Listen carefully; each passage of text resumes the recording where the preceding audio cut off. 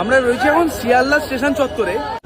অনেক যেটা এখন ফেসবুকে ভাইরাল সেই রাজুদার কাছে না যাবো, একটু পরোটা টেস্ট করবো যে কেমন, সেই এত বিখ্যাত এত ভাইরাল সে পরোটার টেস্ট কেমন। 1 2 3 4 5 6 7 দাদা আমি কি বলছি 7 8টা 50 টাকা দিয়েছি। প্রথমেই ঘাবড়ে গেছে না। 3টে পরোটা, আনলিমিটেড তরকারি, একটা সেদ্ধ ডিম, একটা কাঁচা লঙ্কা দিয়ে 30 টাকা প্লেট। আর 30 টাকা যাতে হবে না ট্রেনের টিকিট। আর এখন পেঁয়াজ দিচ্ছ না তাহলে?